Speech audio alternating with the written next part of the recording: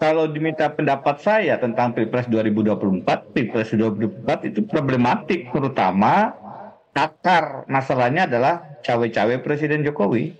Jadi kalau saya yang jadi hakim konstitusi, saya akan masuk dalam pendapat-pendapat dissenting opinion itu yang akan saya sepakati. Kenapa demikian? Ya lagi-lagi ini belum ada presidennya dalam pilpres sebelumnya, di mana presiden kemudian sedemikian perang ya, menyatakan cawe-cawe, menunjukkan langkah-langkah preferensinya. Kali pertama dalam sejarah sengketa pemilihan presiden ada dissenting opinion, bukan satu, bukan dua, tapi tiga. Seandainya empat saja ada persamaan pendapat dan di situ yang keempat adalah ketua, maka sebenarnya ini akan dimenangkan oleh kubu pasangan calon 1 dan 03. Jadi selisihnya sangat tipis. Ini ibarat main bola, ini kemenangan yang sebenarnya tipis. Injury time gitu. Karena kalau ketua ada di posisi dissenting, artinya putusannya yang akan menjadi penentu begitu. Nah ini semua di satu sisi adalah putusan yang final and binding, artinya secara hukum tidak ada upaya hukum lain. Sekarang presiden terpilih adalah Prabowo, wakil presiden terpilih adalah Gibran Rakabuming Raka, yang akan ditetapkan oleh KPU kalau tidak salah agendanya besok Rabu jam 10. Tapi pada sisi yang lain, catatan-catatan yang diberikan oleh dissenting opinion itu adalah catatan sejarah yang kelam. Bagaimana kalau kita mendengar bacaan dissenting opinion daripada Pak Arief, Profesor Arief, Profesor Saldi, Profesor Eni, semuanya mengkonfirmasi dan menyatakan benar bahwa ada persoalan-persoalan konstitusionalitas termasuk cawe-cawe presiden yang menyebabkan kontestasi menjadi tidak netral semua.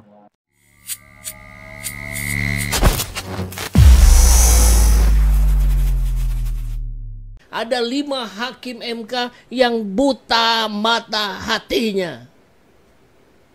Dia tidak bisa melihat fakta, dia tidak bisa melihat realita. Coba dengarkan 3 hakim MK yang dissenting opinion. Profesor Saldi Isra, Profesor Erni, Profesor Arief Hidayat. Semuanya dari akademisi. Itu clear, jelas. Kalau yang 5 semuanya normatif gitu. Tidak, dalil tidak dapat dibuktikan. Bukti tidak cukup kuat. Terus saja diulang-ulang narasi-narasi itu. Kita kan harusnya juga tahu sejauh mana dalil itu tidak dianggap kuat, sejauh mana dalil itu dianggap lemah. Ketika 3, jadi katanya dibilang bukan Anies kalah ini, tapi Anies menang 3. Yang sana menang 5 gitu. Karena ya 8 hakim ini yang menentukan bahwa terjadi bencana konstitusi, itu triggernya adalah 5 hakim MK ini. Termasuk ketuanya ya. Main drama ini ya. Kita juga sudah berkali-kali mengingatkan, jangan sampai terjebak dengan apa yang seperti dilakukan oleh Jimli As-Siddiqi. Kayak yang benar aja gitu ngomongnya, ini bisa dibatalkan, ini segala macam. Ujungnya sejalan dengan keinginan rezim. Ini pun sama. Jangan-jangan ini sekedar permainan mudah saja. Saya sih jadi ingat dengan apa yang berkali-kali disampaikan oleh Pak Mahfud MD. Hukum itu bisa dibeli. Mafia hukum Indonesia hari ini cengkeramannya terlalu kuat. Kalau hukum bisa dibeli di sebelah sini, berarti hukum juga bisa dibeli di sebelah sana. Gitu. Ini Mahfud MD yang bicara. Gitu. Makanya jangan berharap terlalu tinggi kepada Mahkamah Konstitusi. Ya, kurang lebih redaksinya begitu. Nanti kita saksikan. Karena hukum bisa dibeli. Ya sudah. Ini fakta dari apa yang disampaikan oleh Mahfud MD. Logika mudahnya kan begitu. Oke, dari awal tuh rapatnya begitu ya. Nanti ada dissenting opinion ya. Biar kelihatan seru lah diskusi kita. Tajam, panas. Gitu. Berapa nih? 4-4? 4-4 berarti yang menang adalah di mana ada ketua hakim MK di situ ya, Soehartoyo. Oh, jangan ini terlalu ini, udah deh 5-3 aja deh, 5-3. Kan bisa jadi begitu. Jadi sejak awal ini perspektif rakyat jelata saja yang dipakai ya. Oke, kita tolak sebuah gugatan ya. Berarti fokus kita hari ini adalah mari kita cari dalil untuk menguatkan penolakannya. Kan itu yang diulang-ulang disampaikan Pak Mahfud MD, seorang Menko Polhukam yang berani menyampaikan bahwa ada mafia hukum di Indonesia. Walaupun kita lihat bagaimana respon dari Timnas Amin itu begitu tegar, bahkan cenderung tetap optimis dengan apa yang akan dilakukan. Ini memang bukan akhir. Perjalanan ini memulai step baru, memulai babak baru. Jadi kita memulai lagi nih. Memulai untuk mempersoalkan apa yang disampaikan oleh Hakim Mahkamah Konstitusi. Minimal dari 3 yang disampaikan oleh Hakim MK itu dissenting opinion, maka kita akan lihat bagaimana itu bisa menjadi bahan yang sangat kuat untuk memakzulkan Jokowi.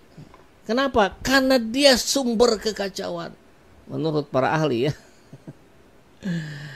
Kalau kita sih ngutip saja.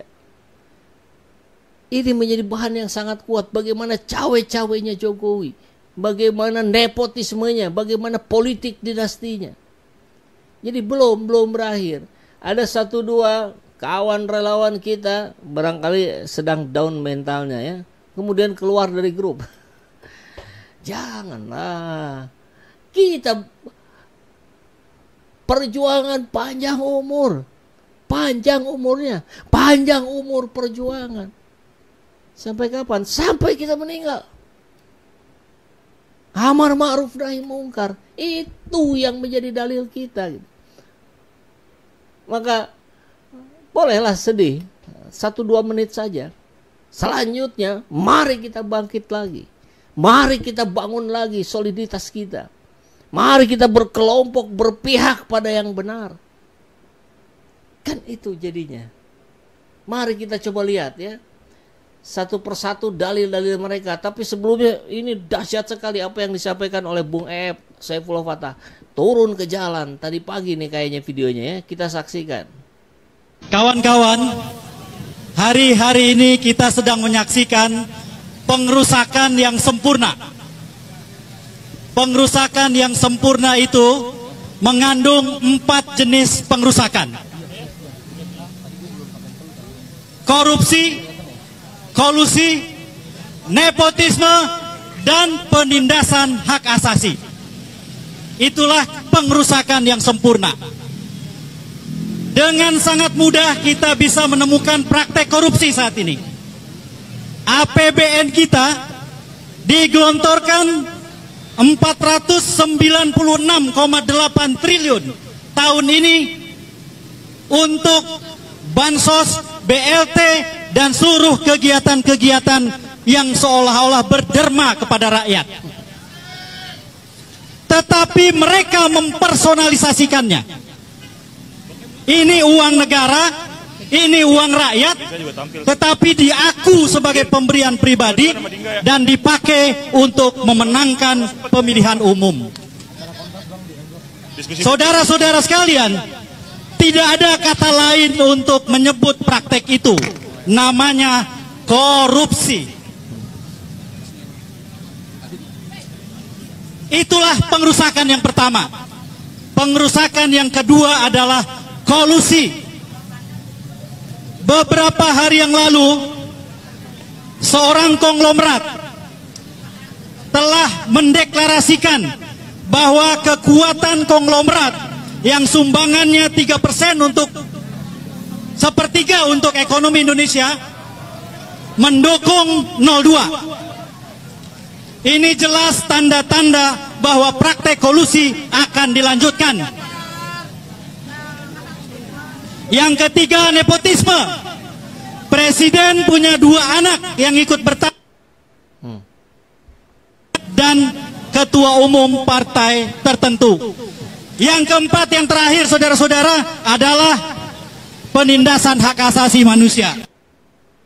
Ya, luar biasa. Ya, penuh semangat yang disampaikan oleh Bung Saifullah Fatah ini. Jadi persoalan negeri ini harus kita bereskan sebagai bagian dari keterlibatan kita sebagai warga negara. Mari kita bicara terus. Kalau memang benar dilindungi, tentu kebebasan berekspresi ini tidak boleh sedikit pun dibungkam. Kita akan tagih janji itu. Dan korupsi, kolusi, nepotisme yang sudah dilakukan ini bisa sekali dibongkar di hak angket DPR. Bisa kemudian ini menjadi kemarahan dari kawan-kawan kita buruh yang akan melakukan aksi besar May Day 1 Mei nanti. Bahkan di 20 Mei pun akan ada aksi untuk yang jauh lebih besar lagi. Ini tidak bisa dibiarkan. Dan karena kita tahu apa yang menjadi dalil-dalil mereka. Ini Asrul Sani misalkan ya, soal endorsement Jokowi ke Gibran, tidak ada undang-undang yang mengatur. Jadi ditabrak, yang namanya etika ini ditabrak. Nggak perlu kita beretika, yang penting tidak melanggar aturan hukum, kan begitu. Padahal ketika etika dilanggar, justru harusnya hukum mengikuti etika itu. MK tak temui fakta hukum PJ Kepala Daerah mobilisasi pilih paslon 2. PJ Kepala Daerah Aceh yang 02 kalah diganti langsung. Ini bukankah itu bukti yang sangat amat nyata sekali.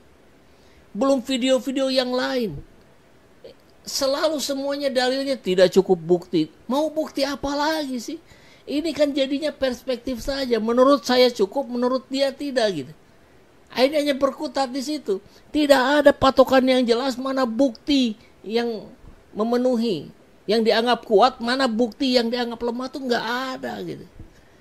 Semuanya omon-omon doang.